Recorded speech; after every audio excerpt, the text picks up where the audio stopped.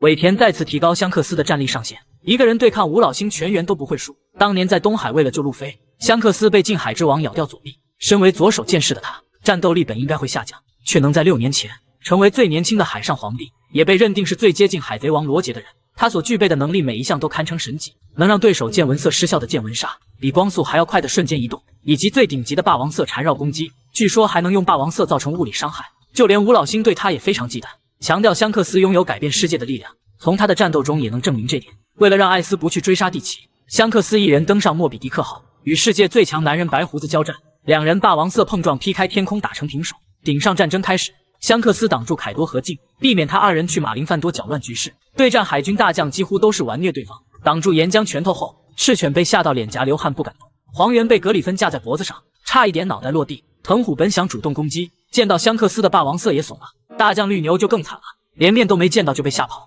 香克斯完全就是所谓的大将杀手，绝对有实力成为白胡子之后的最强男人。在海贼王漫画1122话中，香克斯的战力上限再次被提高。机器人艾米特释放体内的霸王色，那是800年前乔伊波伊所留下的，将吴老星中的4个人直接打回原形。在场的所有海兵除了中将全部被震晕，不过对比香克斯的霸王色略微差了点。为了抓捕歌姬乌塔，藤虎和黄猿打算攻击红发团，香克斯彻底愤怒释放超强的霸王色，在场的众多海军中将也没能抗住晕倒。单从这2次霸王色释放来看，香克斯的实力一点也不比乔伊波伊差，即便面对全部变成怪物形态的吴老星，也能靠着霸王色让他们变成人形态。接下来的压力就给到路飞了，能否成为海贼王的男人，得让霸王色的强度超过香克斯才行。曾经的海军大将青雉为何会被卡普一招秒杀？同样是海军大将，赤犬能与老年白胡子打得有来有回，吊儿郎当的黄猿也可以与香克斯过2招，然而青雉却被卡普一招海底坠落秒杀。是青雉的实力太弱，还是卡普的战斗力太强呢？当年在顶上战争，青雉的表现确实有点拉垮，对路飞出手时被飞过来的马尔科一脚踹飞，与赏金5亿5千万的艾斯对战，两人的招式抵消不分胜负，靠着偷袭才将钻石乔兹冰封，勉强给自己挣回了一点面子。在元帅争夺战中，青雉的表现稍微猛了点，与赤犬大战10天10夜，只以微弱的劣势战败，不过被打断一条腿，实力相比赤犬确实有点差距。青雉断腿之后战斗力好像有所提升，在冰火岛轻松秒杀多弗朗恩哥，一个人对抗黑胡子海贼团也能轻松秒杀圣胡安二郎等干部。不过与卡普战斗，青雉又被打回了原形，主动释放冰球攻击，也只是将卡普冻住了一瞬间，反过来却被卡普一巴掌按住脑袋，瞬间跌落地面之下。青雉好歹也会见闻色预见未来，当年对战白胡子也能将身体提前元素化，现在与卡普对战，见闻色没有一丁点作用，身体元素化也被封印。难道说卡普和香克斯一样，都拥有让敌人见闻色失效的见闻杀吗？作为能匹敌海贼王罗杰的男人，卡普能完全碾压大将青雉也很合理。当年在神之谷灭掉洛克斯海贼团，对手都是大海上的顶级强者，白胡子大妈和凯多当上了4皇，哪一个的战斗力不在库赞之上？来到顶上战争，能一脚踹飞青雉的马尔科被卡普一拳头揍飞，联手战国对抗黑胡子海贼团，战争完结后几乎没受一丁点伤。闯入蜂巢岛后，卡普使用的每一种技能都是青雉不能匹敌的。首先是霸王色缠绕攻击，一拳头下去几乎毁掉了一座城镇。目前在所有的海军大将之中，只有战国确定拥有霸王色，青雉有没有霸王色都很难说，更别说只有最顶尖强者才具备的霸缠攻击。随后卡普使用了瞬间移动，以青雉无法反应的速度一巴掌抓住他的脑袋。在此期间，卡普可能还用了见闻杀，让青雉无法使用见闻色预见未来。最后卡普用霸气限制青雉元素化，即便在青雉被卡普扔出去之后，身体周围还围绕着黑色闪电，或许说卡普已经掌握了霸气外放的能力，即便不用接触自然系能力者的身体，也能让对方不能使用果实能力元素化。单从霸气运用的等级来看，青雉相比卡普差了一个档次，被一招碾压也不能怪青雉弱，是卡普的战斗力太强而已。单手秒杀黑胡子心腹的萨博，赤犬认为他已经达到了4皇级别。在3兄弟之中，萨博是天赋最差的一个人。艾斯的老爹是前海贼王罗杰，很小的时候便觉醒了霸王色。路飞的爷爷是海军英雄卡普，拥有不输给任何人的天赋。不过萨博的成长环境最好，加入革命军之后，不仅有龙亲自培养，还有暴君雄等一众强者帮助萨博德智体美劳全面发展。17岁的时候，路飞和艾斯才刚刚出海，属于海贼中的菜鸟。萨博已经掌握了见闻色和武装色霸气，一个人能轻松攻破一座城。在德雷斯罗萨登场时，萨博已经是参谋长，在革命军中战斗力只比龙弱，替代路飞在竞技场抢夺稍稍果实，几乎用碾压的方式获得胜利。后来一个人阻挡藤虎率领的海军，首先对战的是中将巴斯提尤，他手中的斩蛟也是一把名刀，砍建筑物如同切豆腐一样简单，遇到萨博的龙抓手却不堪一击，巴斯提尤也被萨博轻松秒杀。与藤虎1对1战斗，萨博表现的有点吃力，场面上依旧是5-5开，最后两人达成某种协议停手，可见藤虎也是认可了萨博的战斗力。在路飞不能使用霸气的10分钟，没有得到烧烧果实的巴沙斯准备对路飞下手抢走橡胶果实，好在被及时出现的萨博一脚踢飞。巴沙斯还想用艾斯的事情激怒萨博，结果被一招火焰龙王秒杀，小命差点丢了。世界会议期间，萨博带着3位军队长潜入玛丽乔亚，代表革命军向天龙人宣战。为了夺回曾经的伙伴暴君熊，萨博一行人与大将藤虎和绿牛爆发战斗。具体的战斗场景没有公布，结果是萨博等人安全逃离了玛丽乔亚。事后，海军犯罪搜查局长说，藤虎和绿牛没抓住萨博，是因为战场在天龙人驻地，2位大将没有办法施展全力，才导致萨博和3位军队长带着大熊逃走了。赤犬对这个说法非常不满意，他强调黑马是在给藤虎和绿牛找借口，既然让萨博等人逃走了，就说明他们的战斗力不如对方。世界会议之后，藤虎的脑袋缠着绷带出海，应该是对战萨博时留下的伤，可见赤犬的说法一点没错。这是否也表明萨博超越大将，拥有4皇级别了呢？从吴老星的对萨博的评价来看，也能反映出萨博的实力已经达到了很高的水平。得知萨博隐藏在露露西亚王国后，5个老头子说他真不走运，这是命运的安排。可见他们觉得用天王来灭掉萨博，比让海军大将出马更加可靠一些。尾田公开革命军5位队长中最强的2人，一人单挑大将绿牛并打伤对方，另一人在藤虎的额头留下伤疤。革命军为何让吴老星感到畏惧？除了有龙和萨博2位顶级强者，还有东南西北中5位军队长，他们的战斗力强弱一直没有准确定论。伟大航路的队长是伊万科夫，他在路飞闯入海底监狱时登场，吃下超人系荷尔蒙果实，能利用激素提升实力和改变性别，还有不错的治疗能力。伊万科夫对战拥有准大将实力的麦哲伦，被毒毒果实击败后勉强保住小命。对战大将赤犬时，伊万科夫简直不堪一击，战斗力相比大将有不小的差距。东南西北4位队长在露露西亚王国登场，对战桃胡子的时候小秀了一波实力。贝蒂是东军队长，赏金4亿5700万，吃了超人系谷物果实能激发人体内的力量，更像是战场的辅助者，个人的战斗力应该不会太强。林德伯格是南军队长，赏金3亿1600万贝利，是毛皮族的一员，在革命军中的作用是搞武器研究，并不是核心战斗成员。在最新的漫画1083话中，尾田公开萨博在玛丽乔亚向天龙人宣战的经过，他让南军队长林德伯格去救曾经的同伴大雄，自己前往天龙人的核心地带，毁掉代表天龙人权威的飞天龙之体。西军队长茉莉和北军队长乌鸦负责对抗大将藤虎和绿牛。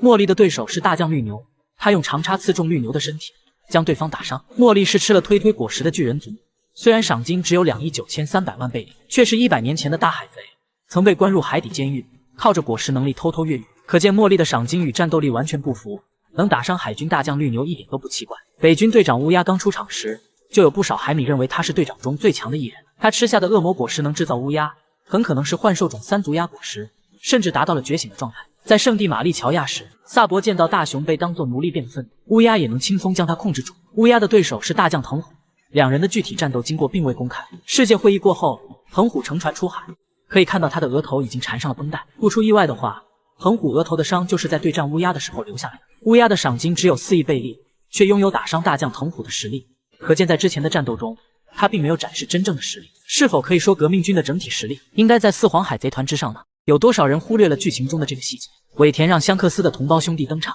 居然没有人看出来。作为海米最熟悉的陌生人，香克斯的身世一直是个谜团。我们只知道香克斯出生西海，具体来自哪个家族也是一点都不清楚。38年前，洛克斯集结一帮穷凶极恶的海贼，在神之谷攻打天龙人，当时海军被打得节节败退，卡古迫不得已与罗杰联手，才将洛克斯击溃。事后，罗杰在战场上发现一个藏宝箱，里面有一个1岁大的小宝宝，他就是小香克斯。罗杰将他带在身边，抚养香克斯慢慢长大。有不少海米认为，小香克斯在神之谷出现，他的父母或许是被洛克斯攻击的天龙人。在剧场版红发歌姬中，吴老星得知乌塔就是香克斯的女儿后，一度认为乌塔也是天龙人，属于费加兰家族的后代。随后派遣黄猿和藤虎2位海军大将去抓捕乌塔，从此也能推断香克斯与天龙人费加兰家族有很大关系。世界会议期间，香克斯来到圣地玛丽乔亚，找吴老星谈论某个海贼的事情，也让香克斯黑化的言论四起，说他与吴老星做了某种交易。吴老星特地腾出时间见他，还强调香克斯不应该参与到政治中来。随后在伊姆的花枝房间里，路飞和黑胡子的照片被剑砍碎，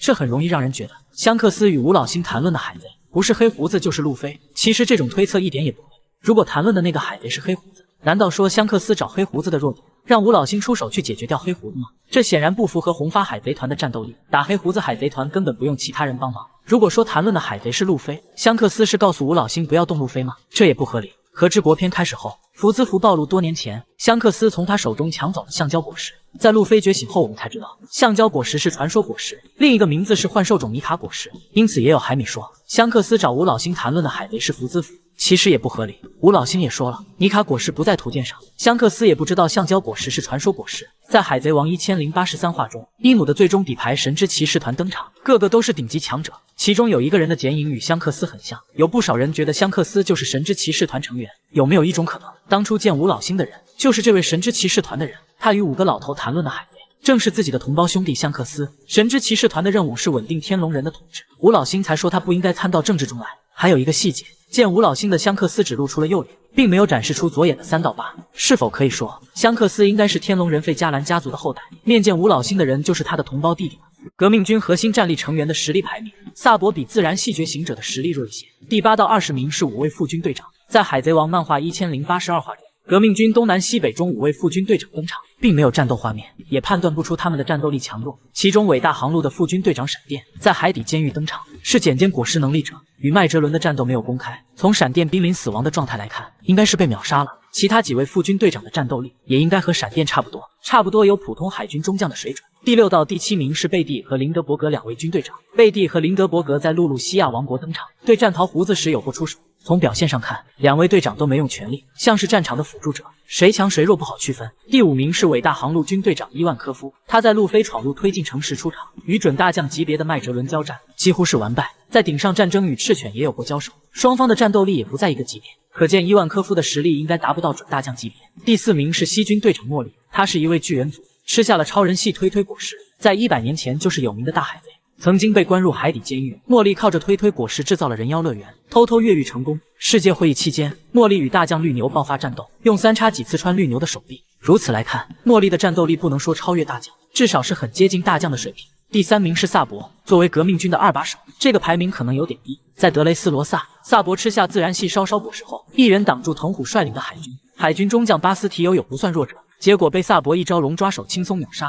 与海军大将藤虎战斗，萨博打得有点吃力，不过场面上也算五五开吧。最终双方达成某种协议后停手，可见藤虎也是认可了萨博强悍的战斗力。第2名是北军队长卡拉斯，外号乌鸦。卡拉斯刚出场时被认为是军队长中最强的一位，当时他的恶魔果实还未公布，从他能召唤和控制乌鸦来看，很可能吃了幻兽种3足鸦果实。在海贼王漫画1083话中，卡拉斯的果实公布是自然系美美果实，对战大将藤虎也占据上风，实力绝对不输大将。卡拉斯能将无生命的煤炭变成乌鸦后，拥有通信传递情报的能力，是否可以说已经将美美果实开发到了觉醒状态？第1名是多拉格，作为革命军的首领，多拉格的实力一直是谜。在罗格镇的时候，多拉格展示过操控风雨雷电的能力，具体吃了什么恶魔果实还不好说，但有一点可以肯定，他的战斗力绝对在4皇级别。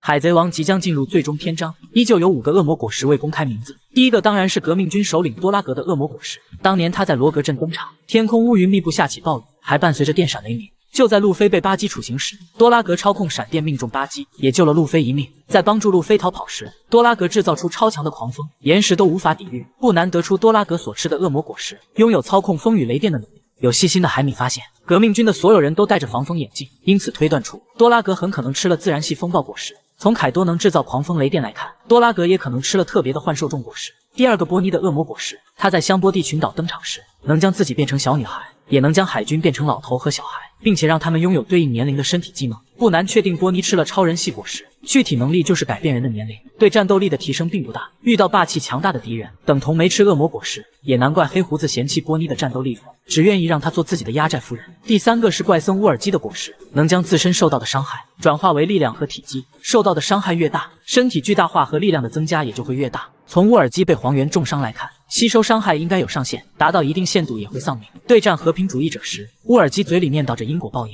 难道说他吃了因果果实？这颗果实对他的实力提升很大，拿1亿多的赏金击败过赏金6亿的第4将星。第4个是革命军北军副队长吉隆的果实，他出场时嘴里在吃着望远镜，具体能力目前还不好判断，应该也属于超人系的一种。从吉隆强悍的外形来看，他的果实应该不简单。瓦尔波所吃的吞果实与吉隆的能力差不多，不过瓦尔波能吞的东西大，制造出来的事物也多，很有可能是吉隆所吃果实的上级果实。第5个是拉斐特的恶魔果实，作为难美的最终对手，拉斐特从出场开始就表现得特别神秘。一个人闯入海军基地玛丽乔亚，还敢当着战国和七武海的面出来说话。陪同黑胡子闯入推进城时，拉斐特身后长出一双翅膀，能在空中飞行，还有催眠能力，让敌人按照自己的命令做事情。暂不确定催眠能力来自恶魔果实，不出意外，拉斐特也是吃了某种动物系恶魔果实，应该还有其他特殊的能力。击败岩灾禁登基地狱之王的索罗，距离世界第一剑豪鹰眼居然还差3种技能。当年在东海遇到鹰眼，索隆略显无知的上前挑战，结果被狠狠虐了一顿。不过索隆作为剑士的气魄被鹰眼认可，允诺索隆在世界最强的位置等他。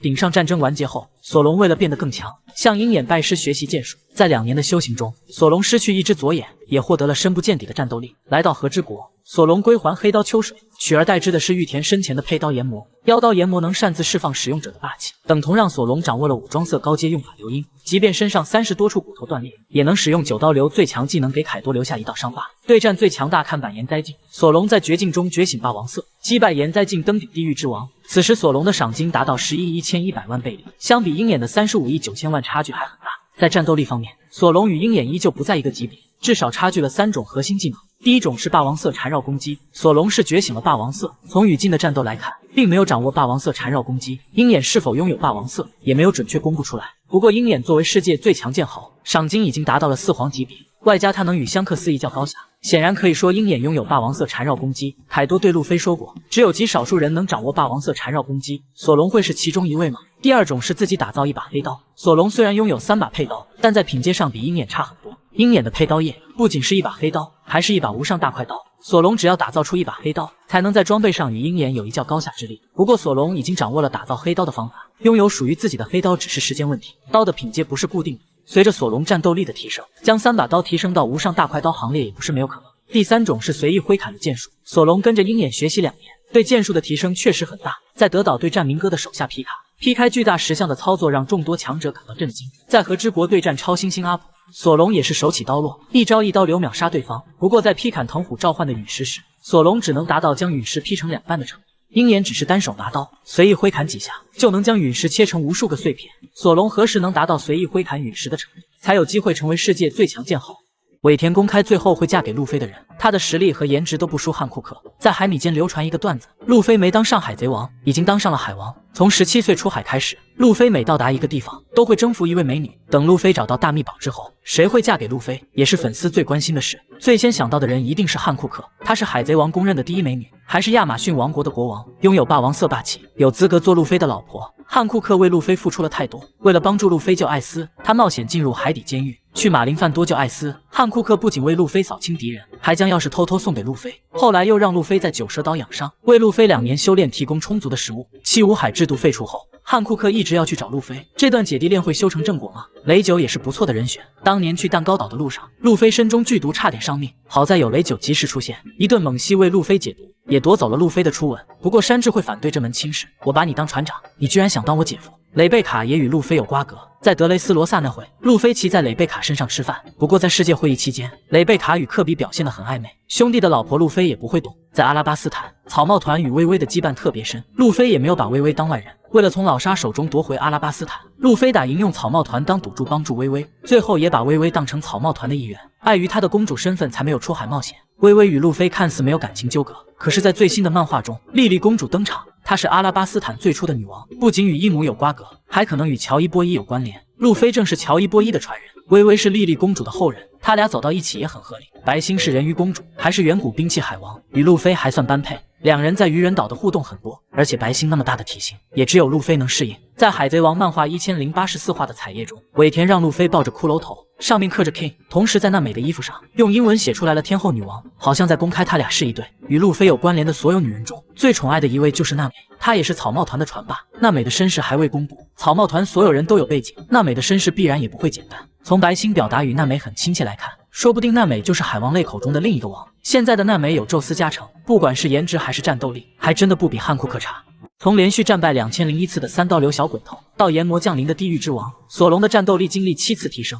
小时候的索隆特别头铁，为了打败古伊娜，向对方挑战2001次全部战败。当古伊娜意外身亡之后，索隆从更四郎手中拿走河道一文字，并拜师更四郎学习剑术，成长为一名强悍的剑士后，出海追寻梦想。在海上餐厅巴拉蒂，索隆遇到世界第一剑豪鹰眼，他没有认怂，主动发起挑战，结果被鹰眼狠狠虐了一顿。除了河道一文字外的2把佩刀也被斩断。抵达罗格镇，索隆向娜美借到10万贝里，来到武器店购买佩刀。在角落之中，索隆发现妖刀3代鬼彻，靠着强大的气魄将其征服。同时也征服了武器店老板，免费获得名刀学走，战斗力也有所提升。来到阿拉巴斯坦，索隆的对手是吃了快斩果实的达兹波尼斯，他能将身体的任何部分变成坚硬的刀，可以说是所有剑士的克星。面对身体如钢铁般坚硬的达兹波尼斯，索隆被打得毫无还手之力。在绝境之中，索隆领悟到斩断钢铁的力量，击败达兹晋升到豪剑级别，闯入司法岛救罗宾。索隆对战修恩一时大意，血走被对方腐蚀后断裂。不过在恐怖三维帆船，索隆与和之国传说剑士剑神龙马的尸体战斗，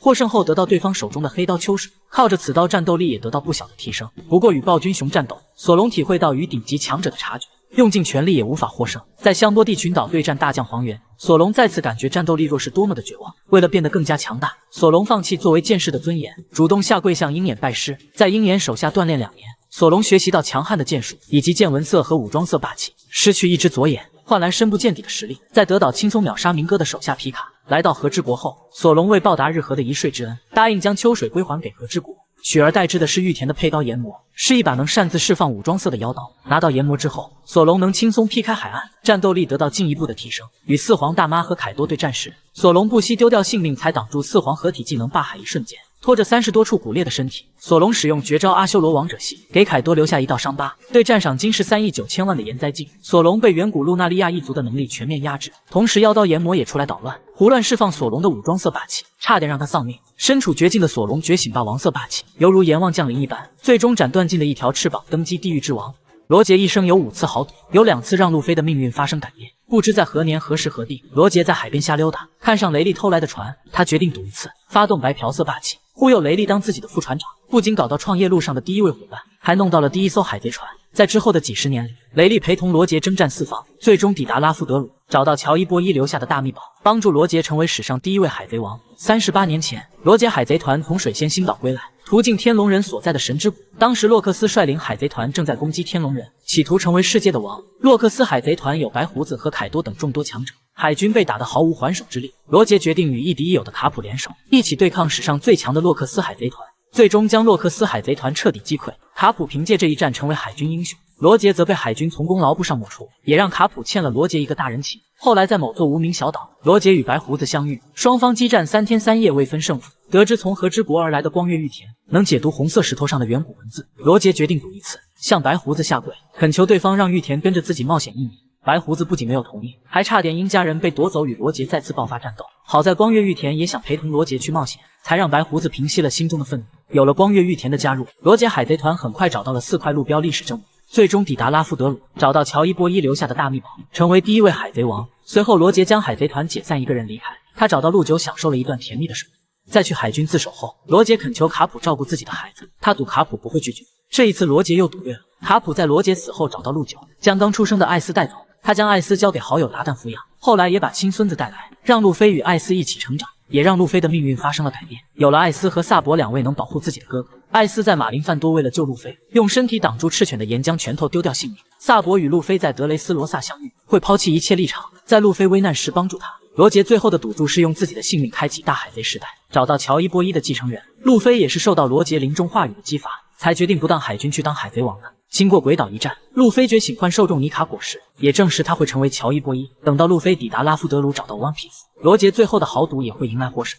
果实能力越逆天，副作用就越大。这5颗神级果实的主人，战斗力被果实副作用严重拉低。第1颗是暗暗果实，黑胡子看过恶魔果实图鉴，知道暗暗果实的凶恶，宁愿触犯白胡子船上的铁律，也要杀害同伴萨奇，抢走暗暗果实。凭借暗暗果实的无限引力，黑胡子一步步成为新世界的海上皇帝。不过暗暗果实的副作用也很明显，就是受伤带来的疼痛感远超常人数倍，哪怕是受到一点点的小伤，都会让黑胡子感受到剧烈的疼痛。与白胡子对战，胸口挨了一刀，黑胡子疼得满地打滚，喊爸爸饶命。好在老爹的身体达到了极限，才让黑胡子捡回一条小命。第2颗是毒毒果实，明明属于超人系行列，却像一颗自然系恶魔果实。麦哲伦仅凭借毒毒果实的输出，就拥有了准大将级别的战斗力，也是海底监狱最强的人。黑胡子海贼团对战麦哲伦被一招秒杀，路飞和老沙等强者组建的越狱小分队也被麦哲伦追着到处跑。不过毒毒果实带来的副作用，连麦哲伦本人也承受不住，会因为吸入呼出的毒气而腹泻，每天蹲马桶10个小时，严重影响战斗力。就问一个不用窜稀的麦哲伦，战斗力会比海军大将弱吗？第3个是手术果实，价值50亿贝利，也是海贼王中最贵的恶魔果实。不懂医术的人吃下手术果实，不会对能力者带来任何帮助。罗在明哥的安排下，从小熟读医术，对手术果实的开发非常完美，不仅能从敌人内部发动震荡攻击，还能让一个人达到永生。不过手术果实的技能太耗费体力，这也让罗的实力上限受到严重影响。第4颗是超人系橡胶果实，应该叫尼卡果实才更加准确。刚吃下橡胶果实后，路飞并没有展示出他传说级别的神级能力。从学会2档开始，路飞就在用消耗寿命的方式换取战斗力，4档的副作用更大，每次使用完之后都有10分钟不能用武装色。在路飞觉醒幻兽种尼卡果实后，也会因为身体消耗太大变成小老头。好在心脏变成解放之骨能瞬间恢复，不过对寿命的消耗却没有减少。第5颗是阵阵果实，拥有毁灭世界的力量，也拥有损耗身体的副作用。去马林范多救艾斯，白胡子使用阵阵果实，展现出世界最强男人的实力。当时白胡子的年龄与卡普和战国差不多，可身体状态却有很大差距。阵阵果实消耗了老爹的身体，也是他丧命马林范多的重要原因。你知道卡普的面子救过路飞的命多少次了？不要以为路飞没去当海军，卡普就对他不管不问。从路飞出海那一刻开始，卡普就在为路飞的生命安全着想。为了救回罗宾，路飞带领草帽团闯入司法岛，挑战世界政府的权威。靠着开挂一般的表现，路飞击败800年以来最强的 CP9路奇，带着同伴安全逃离，还让司法岛消失在屠魔令之下。卡普很清楚路飞捅了大篓子，立马跑到七水之都找到大孙子，当着众人的面公布自己与路飞的关系，还说出革命军首领是路飞的老爸。在草帽团离开七水之都时，卡普扔出几百个炮弹攻击，却一个都没有命中。他还告诉手下的人自己不会抓路飞。大弟子亲自听完后牢牢记在心里。在马林范多看到赤犬准备动手抓路飞，亲自立马出现用冰刀将路飞打飞，随后被马尔科飞过来一脚踹飞，也算是从赤犬手中救了路飞一条命。去恐怖3维帆船冒险，路飞击败了赏金3亿2千万的75海莫利亚。世界政府命令另一位75海暴君雄将草帽团的所有成员彻底抹除。暴君雄本是革命军的核心干部，也算路飞的自家叔叔。他放走了草帽团，回到海军基地交差，被战国一顿臭骂。卡普在一旁强调自己的大孙子很低调，打败一位75海不会到处炫耀。战国也是心领神会，没有再派兵抓捕路飞。随后路飞在香波地群岛揍飞天龙人查尔罗斯胜，又闯入海底大监狱救哥哥艾斯，两件事让海军颜面尽失。身为海军元帅的战国指责卡普的家人太胡来，又碍于卡普是海军英雄的面子，自己与贺婆婆不得不到处托关系保住路飞的小命。路飞带着越狱小分队抵达马林范多，卡普和战国立马说出路飞的身世。终将鼹鼠很不知趣，对着路飞一顿猛攻，气得卡普握紧拳头差点出击。好在黄猿懂人情世故，来到路飞面前，一脚将他踢到白胡子的手中。当路飞抵达处刑台时，战国立马开启大佛形态，一拳头将3档路飞打漏气。相比打黑胡子的一拳，完全不是一个力道。战国是给卡普面子，饶了路飞一命。前海军大将泽法虽然离开了海军，也算是卡普的老同事，得知路飞是卡普的孙子后，立马停止攻击，一把将路飞扔了出去。如果不是给卡普一个面子，对海贼深恶痛绝的泽法必然会拿走路飞的脑袋。去渔人岛的时候，路飞嘴馋吃掉了四皇大妈的甜点，还扬言会打飞四皇。即便路飞提出拿宝藏来弥补，大妈碍于四皇的地位，一开始也没有答应。得知路飞是卡普的孙子后，大妈稍微有点怂，让路飞来新世界找自己。本以为大妈会取走路飞的性命，殊不知她成为路飞称王道路上的最大帮手。路飞去和之国接山治回来，大妈送2个儿子陪路飞练级提升战斗力，不仅送上了手中的历史正文，还将用自己灵魂制造的宙斯送给了娜美。来到和之国后，大妈彻底化为草帽团的名誉船员，先是帮助路飞越狱，又在鬼岛战争中一拳搞定飞6包佩吉万，以及贯穿飞6包乌尔提身体。被基德和罗打败之后，还带走了火前方以及凯多在鬼岛储备的炸药。目前卡普正在蜂巢岛对战黑胡子海贼团，削弱路飞最终敌人的战斗力，为路飞成为海贼王贡献最后一点力量。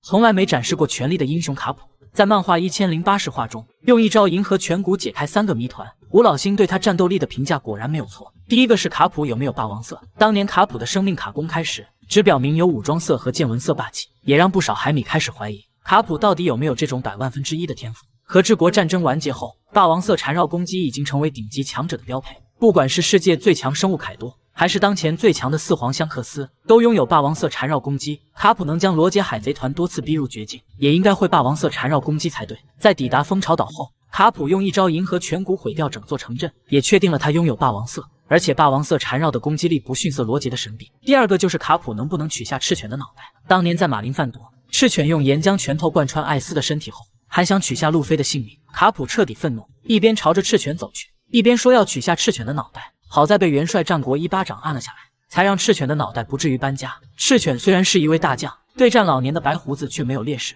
实力也算四皇级别，因此有海米认为卡普能否打赢赤犬都难说，更别说杀掉对方了。从卡普能一拳摧毁城镇来看，当年要取下赤犬的脑袋一点也没有吹牛。赤犬还是得好好感谢战国，如果不是他出手，自己的命真保不住。第3个是马尔科挨了卡普一拳，脑袋为何会缠上绷带？顶上战争刚刚开打，黄猿使用大招8尺琼勾玉攻击白胡子，马尔科立马站了出来，将身体变成蓝色火焰抵挡，却没有受伤。后来因为担心白胡子的安危，身体被黄猿用激光射穿。不过在战争完结之后，马尔科胸口的伤已经痊愈了。可是，在偷袭处刑台救艾斯的时候，马尔科被卡普一拳从空中打下来，看似平平无奇的一拳，却让马尔科的脑袋缠上了厚厚的绷带。现在才知道具体的原因，卡普一拳的伤害比黄猿的大招更强。顶上战争完结之后，路飞在慎平和雷利的陪同下重回马林范多，敲响16下钟声祭奠艾斯，以及将草帽团延迟集合的信息传递给伙伴。吴老星得知此事后，第一句话就是：作为卡普的孙子，能做出这种事也很合理。可见在5个老头的心目中，